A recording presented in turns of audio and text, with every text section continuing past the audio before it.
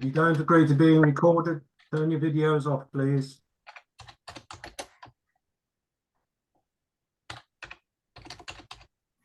Welcome everybody. I'm Ruth Bird. I'm Chairman of Essex School Governance Association, and it's lovely. I won't say to see you all here because I can't see most of you because the screens are off. But I'm going to ask you also if you can put yourselves on mute, because otherwise we will get feedback. And I'd like to welcome Justine and Sherry from SBM, who are going to do the presentation this evening. We will ask if you have any questions for them, that you put them in chat, because Sherry's going to monitor them, and because they might seem similar, that way she can pull them all together for the end of the evening when the Q&A starts. So thank you. So welcome, Justin and Sherry, and I'll hand over to Justin. Thank you. Thank you very much, Ruth, and thank you everybody for attending this evening. As Ruth said, I'm Justine Barclay, Managing Director of SBM Services Limited. I've been in the business of working with the education sector for a very long time now, 22 years, and my background is very boringly accountancy, so finance is my thing. And I have to say, not wishing to start this presentation this evening on a depressing note, but in the 22 years, I've never seen schools struggling to balance the books and keep themselves solvent as I'm seeing now. And it's a national picture. We work with schools all across the country, and they're all having the same struggles. You know, the unfunded pay awards where the government didn't give enough funding, even though they're claiming that they are, the high needs of sort of SEN children now, and their needs, etc. We just don't have enough support for them that we need, and cost of living across the board is just making everybody struggle right now. So if you're finding your school is finding it hard to balance the books, then sometimes it's a little bit reassuring to know everyone's in the same boat, and it's not necessarily anything that your school's particularly doing wrong, but as I'm sure you're all aware, as governors, you're not allowed to operate in a deficit position. So overseeing the financial management of your school and checking that you're remaining solvent and can balance the books has never been more key. So, while I can't magic any more money for you this evening, what I hope I'll be able to do is be able to sort of show you the good information you should be seeing to make sure you can have oversight robustly. So as we said, any questions, pop them in the chat. We might not be able to get to all of them this evening, but we will certainly follow up any that we don't. And my lovely colleague Cherry is here tonight to help answer some of those, and just keep an eye on that chat as well. It's always a little tricky doing these sessions with everybody here, because some of you will be coming from Essex maintained schools, so you're still part of the local authority, and others of you will be academies, and the financial monitoring requirements for those are very, very different. So I'm afraid I will have to switch between the two to make sure everyone gets what they need, but I'll make it very clear, and there are still lots of commonalities as well. So I should do my best, but you just need to keep your ear out. Is that relevant to me? Because am I still under Essex Local Authorities control, or am I Academy Trust, and therefore you report directly to the Department for Education? And because you haven't got that middleman, the local authority, there are a lot more financial management requirements that you have to meet. So I'm sure a lot of you are probably already aware, but very recently, I think about 6 weeks ago it was, the Governor's Handbook got replaced, and we now have two guidances instead, one for maintained schools governance guide and the Academy Trust governance guide. So if you haven't had the opportunity to look at those yet, then I strongly suggest that you do, because the guidance is quite prescribed. And whilst I said there's no new requirements, which there isn't really, the way they've been written, I think, are much more prescribed and setting out much clearer what you need to do. So I just wanted to reference those, and just obviously there's financial management requirements, flowing through those. But I just thought I'd call up like the headlines of what the expectations are when it comes to financial management from a governance perspective.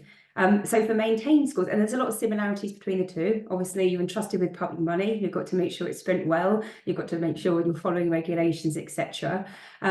Regardless of what setting you're in, it does say that your governing board or your trust board should have at least one individual governor on there that has the financial skills and knowledge and experience to have good oversight of the budget and to maintain that good link with the school business professional. So you can see it says SBP in that narrative there. That's what they call the main school business professional. That might be your school business manager, finance manager. They'll have a raft of titles, and depending on how big your school is, that poor person may be doing 20 billion other things as well as the finance. Or if you're an academy trust, you might be very lucky to have a dedicated finance person or even a finance team. So it does vary from setting to setting. So what I'm also going to say at this point, there'll be lots of information I'm giving you here today, which is really good practice. I'm setting the bar really high. I just want to be careful that you governors don't go running back with this big list of requirements to some probably very stressed personnel in school, sort of ease them in maybe sometimes a bit gradually to some of the things that might help you to discharge your responsibilities. Because, you know, we don't want to be overwhelming these people that have very big jobs. Some of the smallest schools literally have one person trying to have oversight of all the support functions in the school, be that facilities, health and safety, IT, HR. So yeah, I just word of caution. I'm going to set the bar high. You know, it would be great if you got all of these things to help you, you know, manage your responsibilities. But just that little word of warning that Rome wasn't built in a day, and just tread a little carefully. So yes, so everyone should have someone with financial skills and experience. Again, I think we're just lucky to get governors sometimes, let alone choose exactly the one we want. But if you can, that's obviously going to be great. And they act as the main link as the school and help to sort of advise the rest of the governing board and trust board of what's required. If you're an academy trust, then your requirements are very much set out in the academy trust handbook, and there's lots of musts in there of the things that you should do, not something you have to follow as a maintained school. But going to that governance guidance, you'll see kind of set out there nice and clearly what your financial management responsibilities are. So if we start just with the headlines of what Essex maintained schools should be doing, it's your responsibility to look at the budget, review the budget that's presented to you prior to it being agreed, make sure you are really clear and understand how that budget's been put together, challenge some of those assumptions if you're not comfortable with them, or you think, could we be doing this in a different way? And that approved budget must be sent off to the local authority by the 1st of May, and your financial year runs from the 1st of April to the 31st of March, okay? Currently, the local authority doesn't have a mechanism in place to claw back excess funds. So whilst you're not allowed to go into deficit as schools, they also don't like, the government don't like you having too much money either. So at the moment, the local authority doesn't have any mechanism to claw back any surplus balances, but it could do in the future should it wish to. But I don't think there's many of us in that luxurious position of having lots of money floating around. But you are required, if you've got a surplus balance as at the 31st of March, which exceeds 8% if you're a primary or a special school, or 5% if you're a secondary school, you just need to send them a return to show how that balance is going to be used in the future. So there is some monitoring going on at the local authority level just to see if you have got what they would deem a sort of larger balance than they would think is normal. Just check either you're got a good understanding of how you're using that in the future. If you're a school that's finding yourself going into deficit, and when we say deficit, you can use your savings, for want of a better word. Sometimes we use the word reserves, sometimes we use the word carry forward, but what we're talking about is money that you didn't spend, you know, from previous years. It's been rolling forward. You can set a budget using some of that, obviously with caution, because eventually if you're using your savings, they will run out if you don't address the fact you've got an in-year deficit.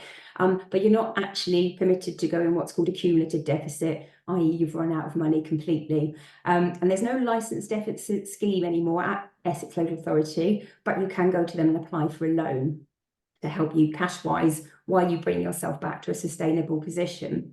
Again, not really a situation you want to find yourself in, because the local authority then will kind of do a lot more monitoring with you. They'll be engaging with you and talking to you regularly and wanting to see that you're able to bring yourself back to a balanced position and repay that loan and get yourself out of deficit. So if you can avoid it, that's great. But I know for some of us, it's getting more and more challenging to avoid it.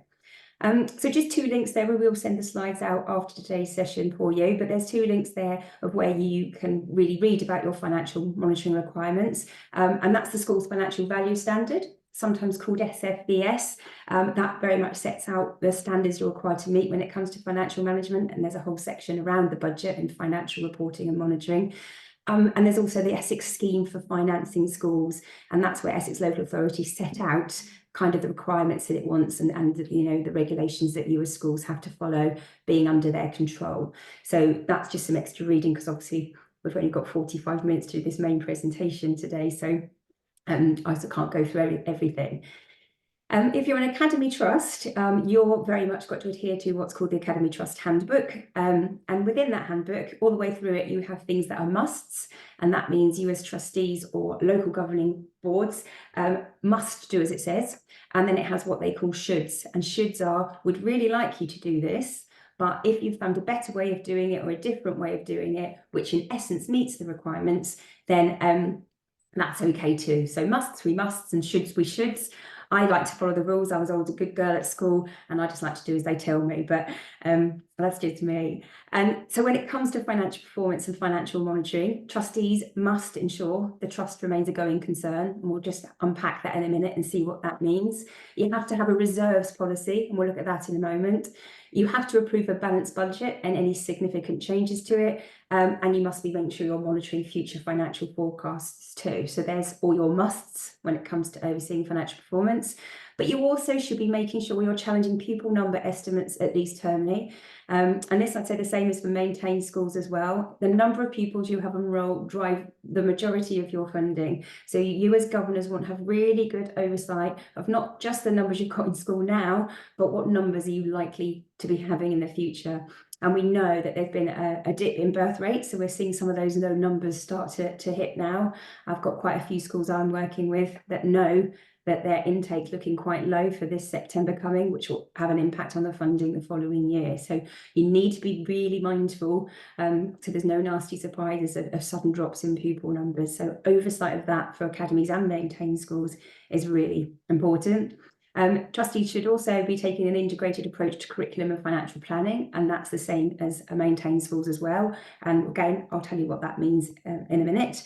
And again, for both schools as well, it's just more prescribed in the Academy's Trust Handbook. They really want to make sure you're referencing all the DfE's materials on improving resource management. DfE have been trying to be really helpful, and when it comes to financial efficiency, provide a range of resources, tools, and people even that can come and help you. And I'll show you that next. So for our academies, you do need to have a reserve management policy that sets out the level of reserves that your board of trustees is happy that it holds, and it's up for trustees to decide. The DfE are not going to tell you what that needs to be, but it's worth noting that the Education Skills and Funding Agency, who are the regulatory body that oversees academies, are monitoring schools that have less than 5% of income in its reserves or more than 20% of income. So those are kind of the thresholds where you're going on their watch list, because they've got concerns you've either got too little or too much money. So when setting any reserves policy, you probably want to have a little think about where yours kind of sits, knowing that's kind of a trigger for your regulatory body.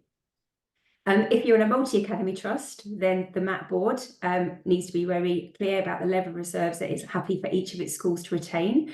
And a lot of MATs now are bringing in the pooling of funds, going, well, you no longer will we let each school have its individual money that it's got, you know, literally listed on its funding statement. We'll put it all in a central pot and deploy it across the MAT as and when as it's needed. And it's totally within their rights to do that. So all of that needs to be very much set out and really clear what schools are going to be getting for that money, etc., if they're top slicing or pooling. And there should also be somewhere in that reserves management policy what the appeals process is. If there's an individual school in that academy trust that says, oh, you know, I'm not really happy with the level of funding you're giving me, I can't run my school on this. So some process that they can go to the trust board and say, hang on, I'm not sure this is right, needs to be listed in there as well. And as I said, sorry, just focus on academies again here, it is a requirement to make sure that your trust remains a going concern.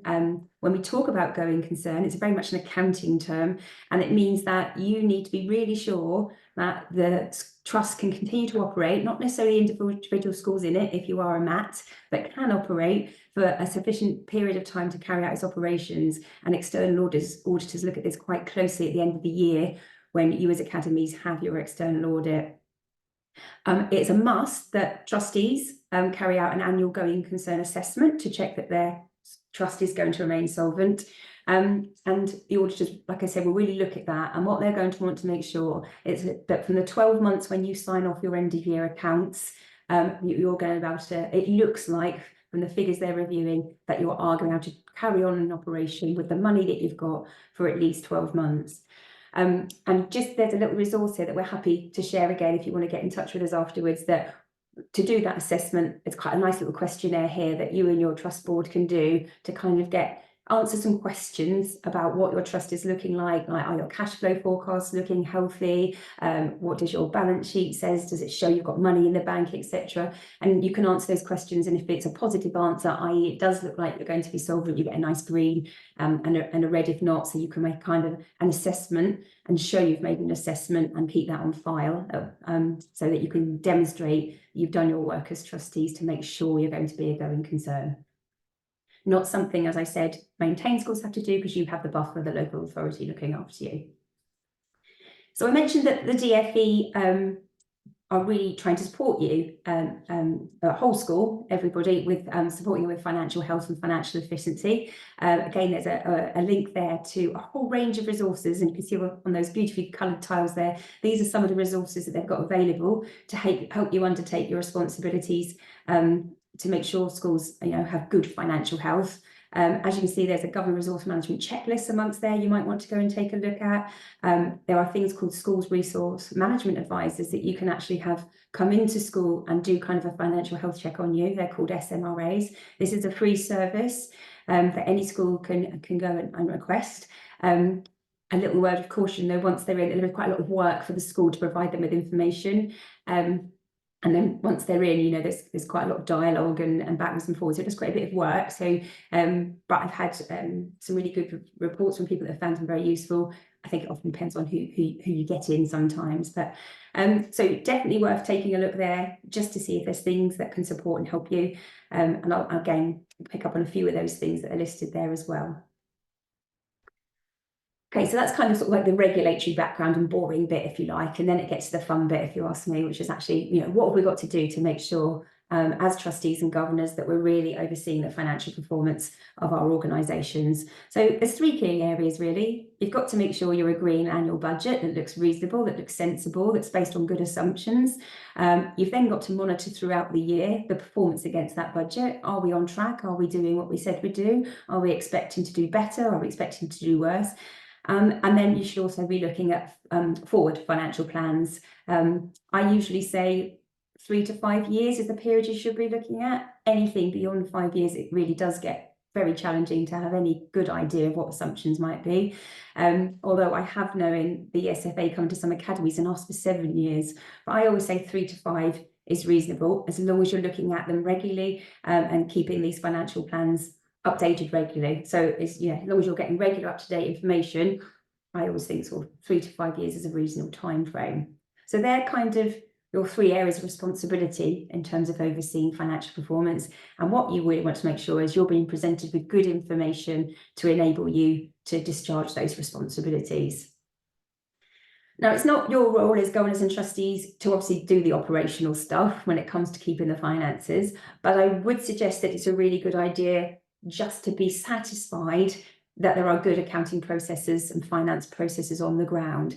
The financial information you're being presented with for you to carry out your oversight of the school's budget is only going to be as good as the financial information that's being put in.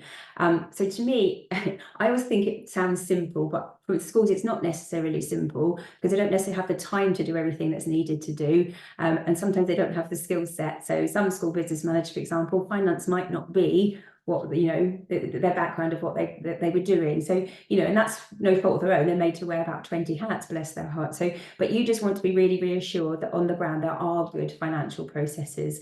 So that's, for example, making sure the system is the accounting system's up to date, so all the payroll charges are on and invoices have been paid, etc. So that's getting all the transactions onto the system. Okay, the transactions are all on the system now. Do they make sense? Have we reconciled them? Does the bank reconcile? Does the VAT control account reconcile? So good reconciliations to check that everything that's been posted on the system has been posted on correctly.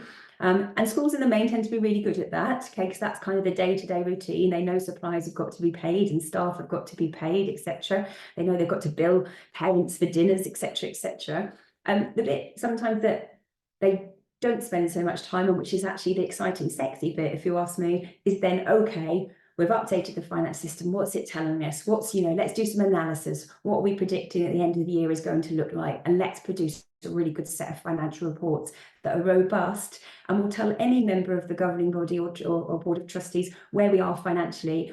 And, and if they're done well, then you don't need to be a finance person to understand them. You should be a good finance person. A good set of financial reports should make sense to anybody, even if you're not from a background of finance. We'll have a little look at a sample set of financial reports in a moment. Most of the areas you want to focus on is your funding, because most of that is government funding coming in, and then the other big area is payroll. So you just want to be really sure that someone's doing something similar to on this slide here. Doesn't need to necessarily look like this, but is making sure that it's tracking the level of funding that's coming in. So all those different funding streams that you're getting from the government, what's actually been received, what do we look like we're going to get for the rest of the year, and then what does that forecast look like to budget? So some detailed analysis of the funding and keeping an eye on that is something that should be in place. And again, with salaries, etc., there should be some mechanism of going, this is what we thought we were going to pay somebody, this is what we budgeted and committed to pay them, and this is what we actually paid them. And someone should be doing some analysis. If it was different, why was it different, and are we happy it's different? And the reason I picked these two areas out, because predominantly, probably around 80% at least now at the moment of your expenditure is salaries. So get that right. That's a good majority of the budget. So, you don't need to be getting involved with all of these things, but I very much, if I was a governor of a school, just want to be reassured that these processes are happening, they're happening robustly, and they're up to date. And that's where some of your internal audit work might come in. So Academy Trusts, you have to have internal audit work. Some of you local authority maintained schools might procure some audit work as well. You might use ourselves, or you might use Juniper for, I think they call it an ICE or something like that. Getting some of those reassurances via that work is good to have, so you can be secure that the finances on the ground are operating effectively. So that brings us on to what you should be seeing. And I just thought I'd make it quite clear here, the differences between internal and external reporting. So schools have two responsibilities. They have to produce a set of figures for their regulators. So that's what we call statutory accounts and statutory reporting. So Ethics LA schools, there'll be a number of returns that Ethics Local Authority want from you. And they ask for certain reports at month 6 of the year and month 9 of the year and year end, and they'll tell you exactly what they've got to look like, etc. Someone's drawn on the screen, that's clever. And it's in the format that enables them to discharge their responsibilities and keep their watchful eye over you as schools, and check that you're keeping the books well and that you're looking financially solvent. For academies, you have to produce a whole big set of company accounts that get filed at Companies House, and they're pages and pages long and quite complex. You also have to send budget forecast returns off to the education, skills and funding agencies. So there's a number of returns that you have to have a watchful eye over that are your statutory returns, but they are in a format that are needed by your regulatory bodies. They're not necessarily useful for you guys on the ground to monitor the budget, and they suit their purposes, not necessarily your own. So it's your internal reporting, which is your management accounts or your finance reports, whatever you want to call them, that you're being presented with at board meetings. That is where you should be able to do your really good work of understanding where the school is in terms of its current financial performance. And they can be in a format that suits yourselves. It's more prescribed for Academy Trusts, and Academy Trust Handbook will say what the elements of that your financial report should have in it. But those elements should really be the same for our local authority maintained schools as well, because they should be comprehensive and tell you everything that you need to do to make sure you've got all the information that you need to know what the financial position is, and potentially take any action if required to either spend money if you've got too much and deploy it in the right places, or save money if you are heading for a deficit. Okay, so just be clear, sometimes I see finance staff try and present you with stuff the local authority wants, and that's not necessarily useful and the best format for yourselves. So don't be afraid to ask for things so that you can understand them. So for maintained schools, it's a requirement that governing bodies review income and expenditure against budget at a meeting at least 6 times a year. So that's your minimum requirement. You should see finance reports at least 6 times a year. From academies, you have to have accounts that are produced monthly, and these have to be shared with the chair of trustees and the other trustees should see them at every meeting. I always say, though, if you're producing a set of monthly management accounts and finance reports and giving them to the chair, why not just share them with all the trustees, because they're there and then everyone can have oversight. So it's a must that academies do this monthly, maintain schools a set of finance reports at least 6 times a year. And so what should the finance reports actually contain? Okay, so, you know, this is what you should be seeing. There should be an income and expenditure report that shows year-to-date actuals, i.e. so what's the current financial position, what actual income have we had in and what expenditure have we had out at a point in time. And then there should be a forecast to the end of the financial year, which for maintained schools is March, and for academy trusts, your year end is August, so you go on an academic school year. So yeah, year to date and forecast. We want to see variances to budget, so we know if we're doing better than planned or not as well as planned. There should be a really good commentary that explains why the variances to budget have occurred, and that commentary should make sense to anybody picking up the set of accounts. I sometimes see schools use acronyms that don't make sense or note forms that mean total sense to the finance person that prepared them. But I always go, if a layman is picking this up, does that tell them the story behind the numbers? There should be some key financial performance indicators with targets to enable you to help monitor the financial position. There should be a balance sheet. And for those non-finance people in the room, a balance sheet basically shows all the money that you've got and all the people you owe money to. And that sounds really simple, so I've really simplified that, but I think that's all you really need to know. So for example, you've got cash in the bank, you might have some debtors because some people have let your premises and not paid you yet. You might have some money owed back from HMRC for VAT that you've paid out and you're waiting for that to come back in. And likewise, you might have some invoices on the system you haven't paid yet for supplies you've had, etc. So this kind of shows you your cumulative financial position, everybody that owes you money and everyone that you owe money to. You should also have a rolling 12-month cash flow for every bank account that's within your responsibility. So you might only have one bank account, you might have 2 or 3, or any bank account you've got, you should be looking at a forward projection of what the cash flow is going to look like, because you're not allowed to go overdrawn. Overdrawn is a form of borrowing and it's irregular. You're not permitted to do that. If you've got any sort of trading areas, you might have a breakfast club or an after-school club, or a catering facility, then you as governors and trustees should be seeing the financial performance of those traded areas to make sure it's either making profit or loss. You might be fine that it's making a loss, but you want to know how much that loss is, don't you? So you should be seeing for any sort of little businesses within your main school, as I like to call them, you should be monitoring the financial performance of those. And then you should also be getting a list of budget adjustments. So we do this mad thing in education of something called virements, which means that after the budget has been set, it is permissible to start moving the budget around if circumstances change. But there should be absolute oversight of that, as you, governor, should see any of those changes that have happened. And certainly if some are a certain value, you'll even be approving them before they're allowed to happen. So a good list of all those changes to help you follow. Academy trusts, you don't have to do budget adjustments, and personally I don't like them. It's a personal choice thing for me, but I think it makes it much easier to track a budget if you go, this is what we approved at the start of the year, and then just report that all your actuals and forecast against that. It gets very muddly when we start moving budgets around mid-year, but that's just a personal preference.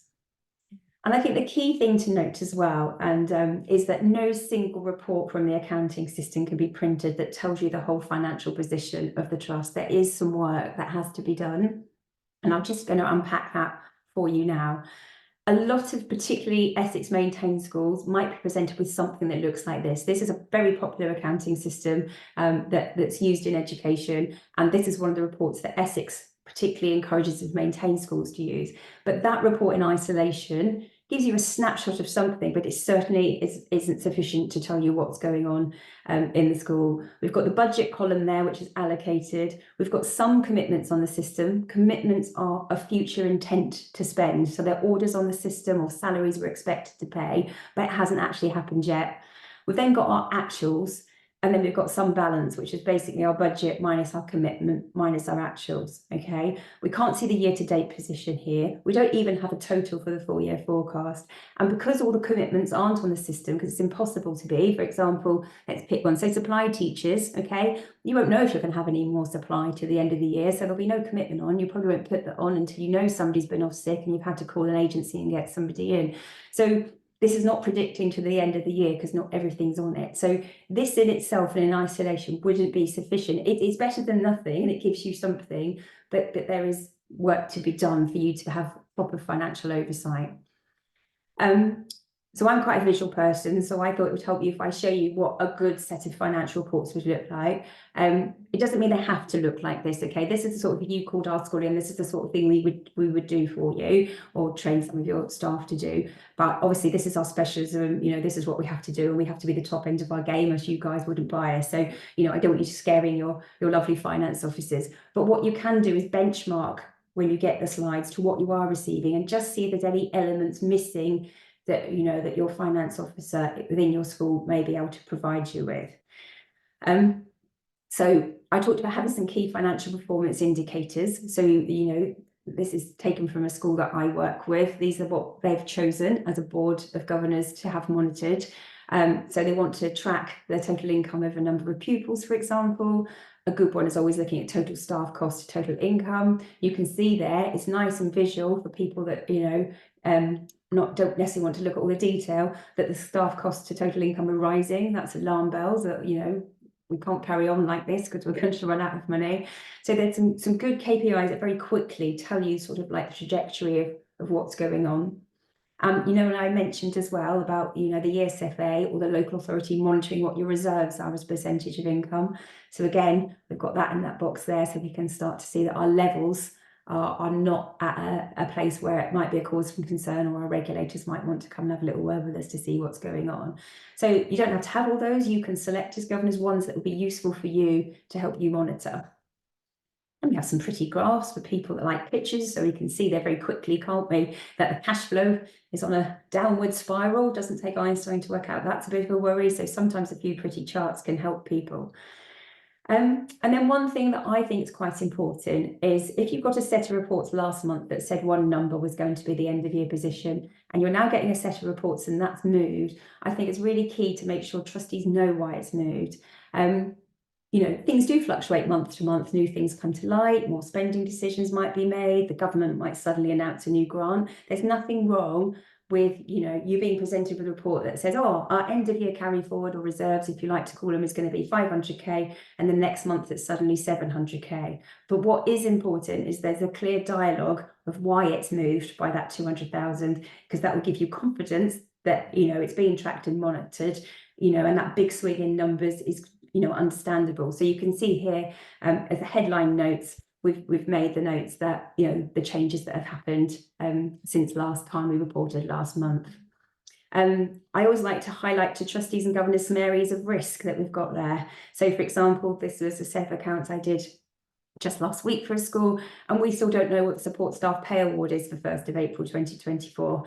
We've made an assumption that it's going to be 5%, but anything more than that or anything less is absolutely going to change these financial results, and we are absolutely clueless right now. So I use that area to make sure that we're letting you as governors and trustees know, you know, this could be a problem. You need to be aware. We're guessing, we're literally guessing what these figures might be in some places. I also use it as an area to let you trustees and governors know changes that have happened in the world of education finance as well, to save you having to find it all for yourself. So anything that's happened since last time, we'll do some notes. A high-level summary then, you can see we've got actual year-to-date budget and variance, we've got the forecast for the rest of the year, and then a nice position of where we're going to be at the end of the year, and then a nice little blue box at the bottom there that says we came forward with 603k, we're expecting an in-year deficit of 352k, so we're going to leave with 205. So that nice blue box gives a real snapshot very quickly and very easily of what is the end-of-year position going to be. But then we're going to break that down further, okay? So I expect to see, you know, the budget headings and exactly how each budget is doing. And then I would expect the school business professional or the finance officer in your school just to talk to you about what's the level where you would like us to report on variances to budget? I'm not going to tell you about every few £100s because that's just silly. So let's just set a level where I'm going to tell you why a budget is out of line. So this particular school, the governors have agreed 5k is the materiality level. So you can see that every time there is a variance to budget of more than 5k, we've highlighted it in green if it's good because it's giving us more money, or we've made a saving in expenditure, or we've highlighted it in red if it's all bad news. So green is good and red is bad, so that makes it nice and easy. And then a very clear narrative to the right of why that variance has occurred. So what I like to think is that anybody who's not potentially finance trained, which a lot of you may not be, could pick this up and kind of follow it through quite simply. The balance sheet, as we said before, that just sets out who owes you money and who you owe money to, so you can keep a nice little eye on that. And then I talked about this list, didn't I, of what we call environments, budget changes. So there's the list of budget changes this school has done since the start of the year and the reasons why the budget has changed from the one that was approved. And then a rolling cash flow forecast, and it needs to be rolling. Some schools do these, but they only do it to the end of the financial year. So as you get closer and closer to the end of the financial year, so if you're a maintained school and it's now February, you've only then got February and March. So that's not enough for you to look in the future and see that actually, oh gosh, either we're running out of money or we're going, by the time we get to 12 months, we're going to, and we need to take some remedial action. The other thing I say, if you have got surplus balances, then actually putting things in a high rate deposit account at the moment, some schools are seeing quite good returns. So it's good to make sure that your schools, if they have got surplus balances, you're not actually doing anything risky with it, but putting things into a higher deposit account where maybe they're just tied up for like 90 days or something can give some good returns. And every penny counts right now, doesn't it? And like I said as well, if you have got some sort of what I call sort of trading areas of your school, so that's breakfast clubs or after school clubs or catering, you do want to see what I'd call like a profit and loss account really, that shows the income coming in and expenditure going out. You can see there's one there for catering, tracking what we've had in to date and what we've spent. And overall then trustees and governors can see very quickly that this school is predicting a loss, bottom right-hand box, of just nearly 3k loss by the end of the year. So nice and easy. I think it's nice and easy to just keep track of how that's performing, how the catering function is performing, and do we need to put our schools meals up in price to help cover the ever increasing costs that we've got. Then we've got our medium-term financial forecasting. So this is now, you're monitoring the annual budget each year, but you also need to be looking at future years as well.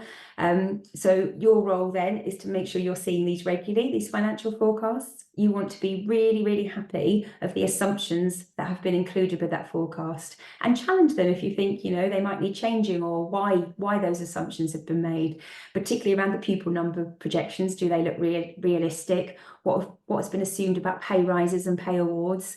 Is that enough? Sometimes we see schools, when they can't get the 3-year plan to balance, start to do some sort of things that just aren't, reasonable. Like they'll suddenly say, right, we're only going to have a supply budget of £1,000 when we've spent like £20,000 on supply for the last 3 years. So having a look at historic financial performance and then looking at future financial performance and just see how line it all is in together, or does any of it look a little bit out of kilter? And then, just to ask for an explanation of why something's suddenly gone up or suddenly gone down. It's, don't be afraid to ask questions. And just make sure you understand the answer as well, because sometimes if someone can't explain things clearly to you in a way that you can understand, sometimes means that perhaps they might be struggling to understand themselves a little bit. So that's kind of a bit of a sort of a red flag, would I say. It doesn't necessarily mean it's you that's not understanding. I think that's self-explanatory. The other things I just want to mention before we go on to questions is this thing called integrated curriculum financial planning. It's the DFE love this, and if you do have one of those school resource management advisors in that I mentioned earlier in today's session, that's the first thing they're doing. They're going to ask for a lot of information from you, and they're going to calculate a whole raft of ratios, because it's all about going, well, this is the curriculum we want to deliver for our school. This is the finances we have available, and this is the staff that will then need to deliver that curriculum, and making sure that all three are in line. And these are there's just some examples here of the sorts of things that they will calculate on your behalf. So some are quite straightforward, such as staff pay as percentage of total income, etc.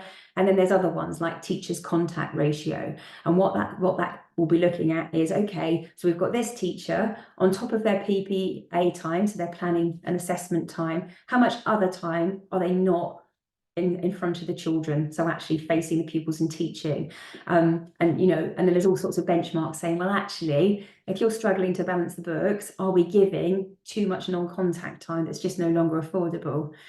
Another really good one to look at is leadership costs as well, how much we're paying leadership and management, how many TLRs we're giving out, and so actually sort of benchmarking those leadership and management costs against total teaching costs, just to make sure, perhaps we're not moving to paying people too much or not enough. In some cases it can go the other way.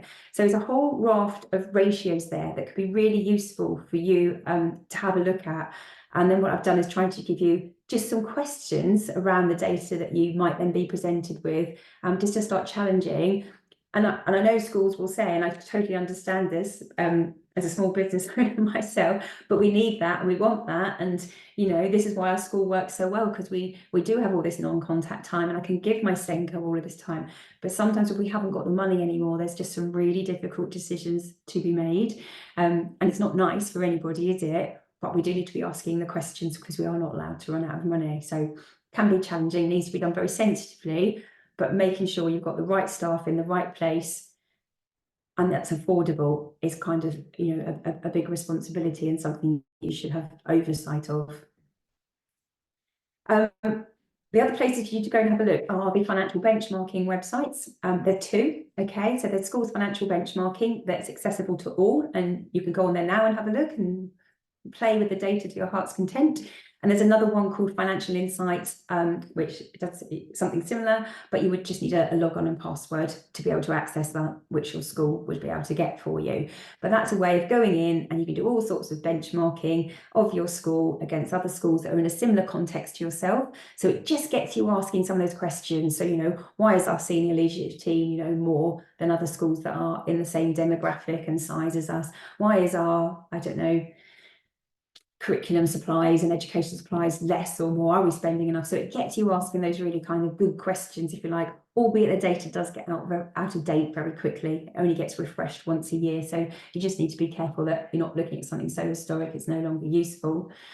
The key thing for me that I would want you to be seeing, hopefully, is where there are these variations, a nice report that your business professionals prepared for you that comes up. So that financial insights tool will come up with red flags where you're out of line, either spending more or less. So I would want someone looking at that, going, we're out of line here, and this is why, and doing that justification and saying why we're out of kilter. And then you as trustees go, okay, I'm happy we're out of kilter here because this is why, it makes total sense and it's doing what we wanted to do.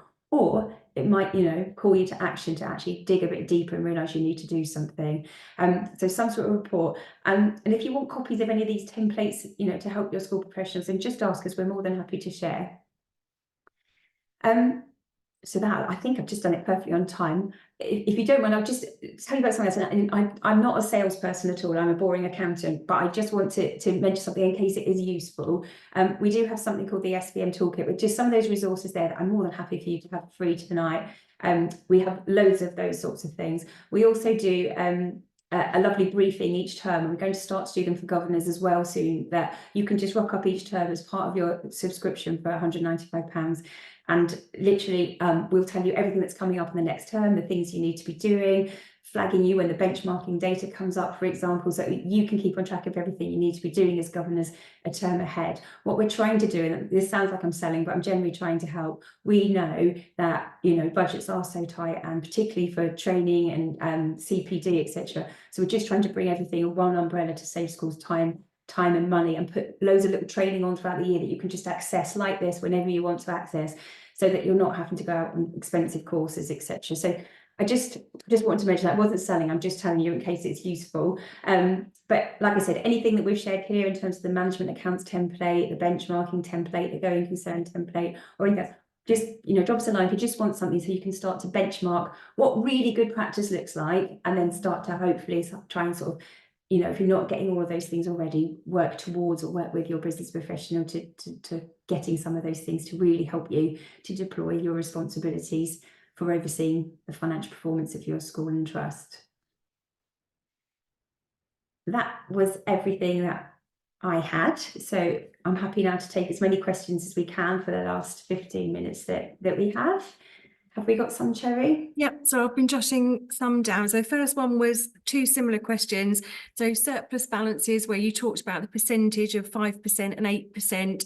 People just want clarification, percentage of what? So obviously, And of total income. So that's all the income that you have. So total income. And then is there a recommended cash reserve level that the local authority has deemed suitable for maintained schools? I don't think they'd say. What they'd want to just make sure is that going forward you can always pay all your expenditure out without going overdrawn. I don't think they set a level, do they, Cherry, that's deemed okay.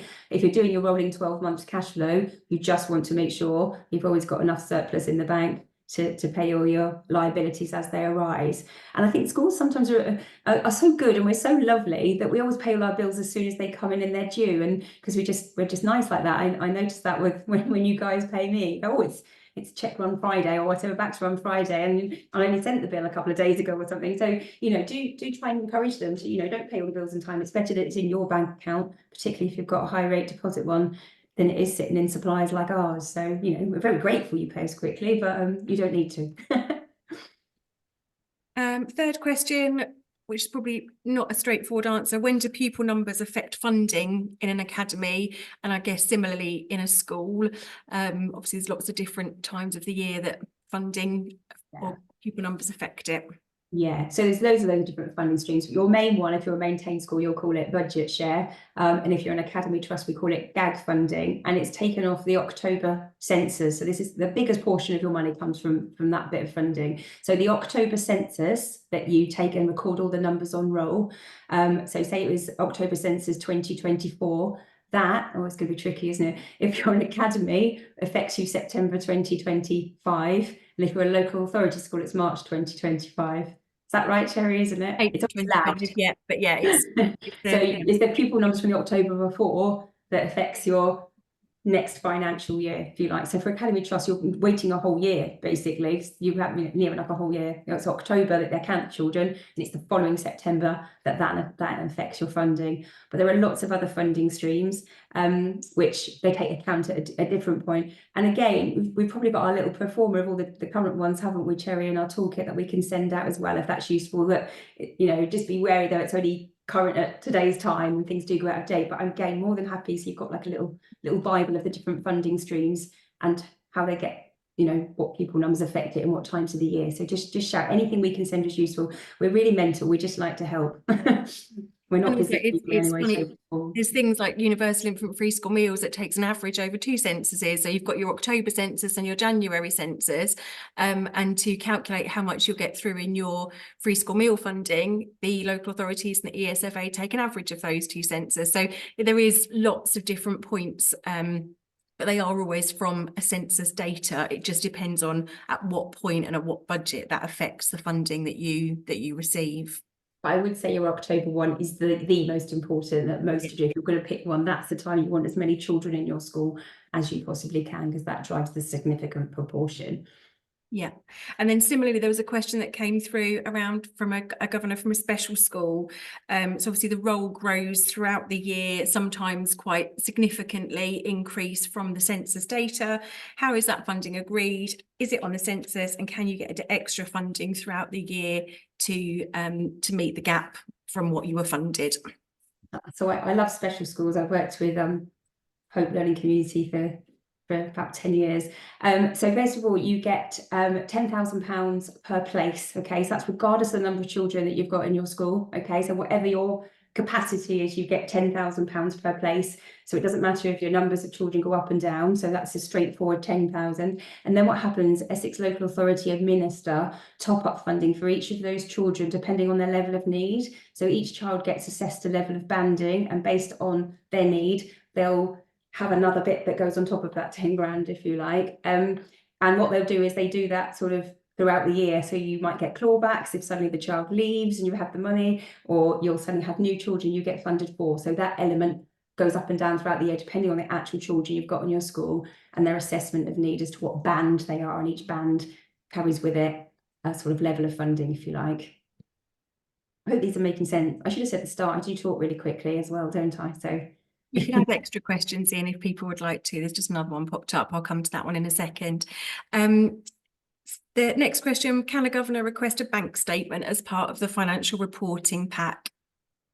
ooh, I suppose you can. I'm just wondering if that's a bit operational to need to see. But yeah, I'm just wondering what purpose you would want to see that. I'd want to see a balance sheet each month so I can see my level of balances, and I'd want to see a cash flow to check we're not going overdrawn. But actually seeing all the different transactions might be a bit sort of day-to-day routine, and we just need to be mindful as governors and trustees not to get too into the nitty-gritty.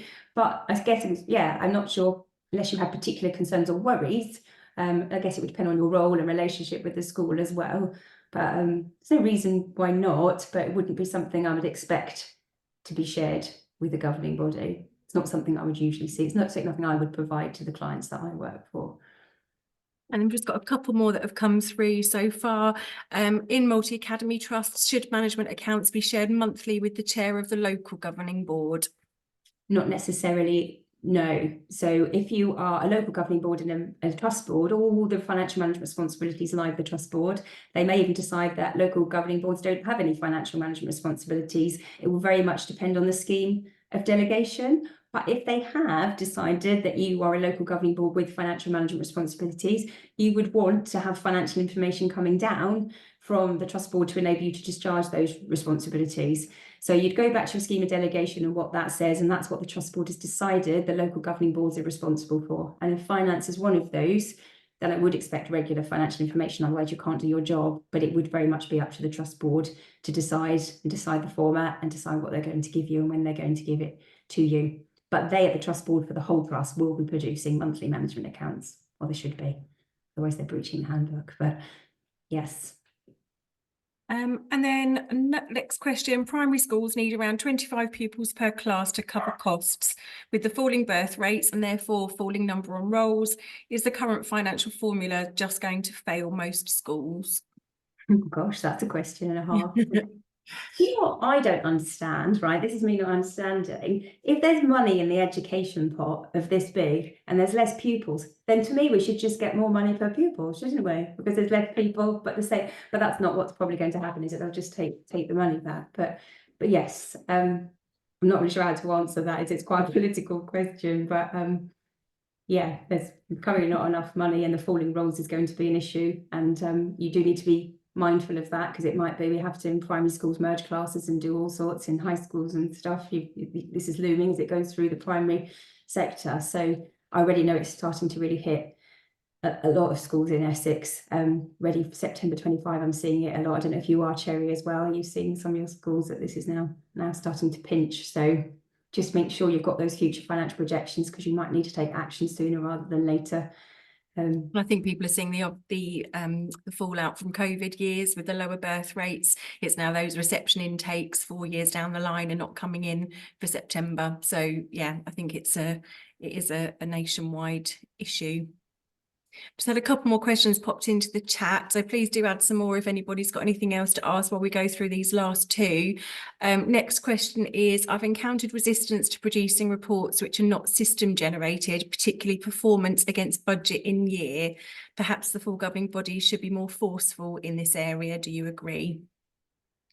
Well, I can tell you that so I've been around the block for a long, long time, and I actually used to work at Essex Local Authority, and I'm assuming you're an Essex Local Authority school, I'm making that assumption. And there was a fraud that happened about 20 years ago, and someone had been manipulating financial reports. I actually ended up getting down to investigate it, which was quite exciting. So they brought in about 20 years ago, Essex Local Authority brought this rule in, and they'll still, I think Juniper still have this in their audit scope, is you have to have system generated reports, otherwise how do you not know they're manipulated? And of course, we're 20 years on now, and all schools, you can dump things in Excel and blah, blah, blah. So we've moved on quite a long way from that. So it's kind of an old rule that Essex Local Authority still insist on, but it doesn't actually make any sense, because you can still fiddle it anyway, because everything dumps to it. It's so moved on, hasn't it, Jeremy? So it's and as I said, the system reports as they currently stand, depending on what system you're on, none of them in isolation are going to tell you what your financial picture is. There does need to be some analysis and extraction, etc. So I don't want you to be forceful, because I don't want you to have bad relationships with your schools at all. But you just need to be sure you're getting information that you need to be able to discharge your responsibilities and just manage that carefully, I suppose. But you should be getting all of those elements that you've seen in the finance pack that I shared. Maybe not the pretty graphs, and you don't need the contents page and the pretty cover, but certainly, you know, year-to-date actual forecast, balance sheet, cash flow, all of those things should be there. And a report just pulled from the system itself, I think there needs to be some thought and analysis and forecasting that would need to happen. So yes, but I don't know if being forceful, I don't know, I worry about being forceful. What do you think? I think it's around making sure that you are getting, as a governing body, like Justine says, what you need to discharge your responsibilities to monitor it. And so if you are only being given a system generated report and it's not giving you that year-end position, then that's a nice conversation to start having with your business professional in schools, just to say, how do we know what position we're going to be in? You might find they've got other spreadsheets that they're maintaining in the background to forecast, because when we do maintain schools month 6 and month 9 returns, the local authority ask us to produce an estimate of what our year-end balance is going to be at the 31st of March. And so there will be some thought process going on in school behind that. It just might not be filtering through to you as a governing body. So just have those conversations, I would say, to start with, and see what's going on behind the scenes. And then we've got a last question. As lots of schools in the maintained sector are looking into an abyss, could you outline how the local authority loan system works? Cherry, you're my maintained school expert, because I actually don't personally work with any maintained schools. Do you know? Cherry? I mean, I've not been in a position where I've had to go down the route of applying for the loan. It's what they class it as is that they will pay your budget share in advance to you. So you have to produce a recovery plan. So if you are looking at a position where you are going to be going into deficit, either in the current financial year or in the next 2 or 3 years, you have to then prove that you are going to be able to be in a position where you can get out of that deficit position. So obviously the earlier work that happens, the better. If it does get to the position where your cash just doesn't support the outgoings that you've got in that particular month, then you can ask for a drawdown of your budget share. But then what happens with that is that they also then deduct an element of interest, because it's not in their bank account. So the earlier you ask for that, the more interest that will be charged. So it's minimal because of lower interest rates, but it is still that you're not getting your full monthly budget share. And obviously for governors that aren't aware, what happens is, although your GAG statement is issued to you annually and your budget share is issued to you annually, in reality, what happens is 1/12 of that gets popped into your bank account on a monthly basis, normally a day or 2 before payday, so that you've got that extra cash there ready to pay salaries. So it's about forecasting ahead. And if you don't think you're going to have enough cash in the bank to pay for those salaries before they go out, or any other outgoings that you might have, that's when then you need to apply for this drawdown scheme. And I do know that you have to send off a financial forecast, and they have a monitoring team at the local authority that will go through that with a fine-tooth comb and challenge your assumptions, and then monitor you're sticking to that plan. So that's how it used to work, although I don't know, they've got quite a small monitoring team, how they're going to be able to do that with a number of schools that I'm seeing finding themselves in this situation, bless them. So yeah, they do keep a tight control on making sure you're recovering as you said you would. So. And then just an interesting point from a governor here, in relation to the previous question around sort of being forceful about the that, you know, resistance to producing different reports or resistance to doing anything other than system generated reports. A governor here says we were able to overcome resistance when individual governors had completed some finance training and then presented their insights at a board meeting. So sort of sharing that best practice is a really good point to note. So perhaps after tonight, you could use that as a sharing your insights at the next meeting, possibly. What I would say as well, you know, you've got two faces here now, Cherry and myself, and we generally like to help. So we are more than happy for you to contact us, no charge. If you've got a question or clarification or advice, we just like helping people. So please just, you know, get in touch. We really don't mind answering questions like this that you might have. You know, a phone call or an email costs nothing, does it really? So do that. I know there's a lot of information today, and if depending on your journey as a governor or trustee, it might have been a lot to take in, so you are more than welcome. We would just want to help you out. Absolutely. There's no other questions popping up in the chat. Has anybody else got anything that they would like to ask while we're here? Like we said, we will share the slides. Somebody else had just asked that to be clarified, that they would be shared. So of course we'll send those on to Nigel and Ruth, and I'm sure they can share those with the group if that's okay. Could I just, sorry, can I just ask a question? At Langenhoe Community Primary School, we're at the moment affiliated with a trust. We're going through the process. So at the moment, it seems we have to run two systems or two awareness programs side by side, which I'm finding a bit difficult to adjust to, because you don't know which one you're going to end up with necessarily at the end of the day. And the Department for Education have been asked to accelerate their decision, because apparently they are the ones that can say yay or nay. And I just wondered if there's any advice or tips or guidance from anybody as to how to cope in this transitional period. So yeah, did you say you're from Langenhoe? Is that where you Yes. said? You're actually one of Yes. our clients, I believe. I think you work with one of my colleagues, Kerry Walker. Yes. Yeah. So yeah, basically, if you're in the position of moving into an academy trust potentially, then you'll be winding down old accounts as a maintained school, and it's effectively like Langenhoe Primary closes effectively, which sounds quite strong, but it's not. But from a legal point of view, you literally close and reopen on conversion day into the academy trust. So in terms of the closing of the old accounts, to be honest, that's kind of historic now. If you are definitely moving across, then you want to be looking at what the future looks like, and what does that transition look like? How are you going to be funded? What's the MAT going to be top slicing from you potentially, etc. So if I was you, I'd probably be keeping a strong focus on what the future's looking like, because the rest is kind of a bit like winding down something that potentially might be closed. But it depends how far along the journey you are to saying yes or no. But it is, yeah, with the DFE that finally signs off and says yes, you can move into the trust, etc. But yeah, keep your eye on the ball of what's happening going forward and what your future budgets might look like in that new structure and new setup, because obviously the trust board have a say about what your budget's going to look like and what responsibilities you will retain as a governing board. Right. Okay. But if the department say no for the time being, then we're back to yes, limbo land again. Managing on your own, or extremely difficult. Depending on their reasons, you might want to explore other options of other trusts. But yeah, but if you've got any questions, lovely Kerry Walker in my team that supports your school, you're more than welcome to give her a call, and she'll answer any questions. Lovely. Okay, thank you very much for that. More than welcome.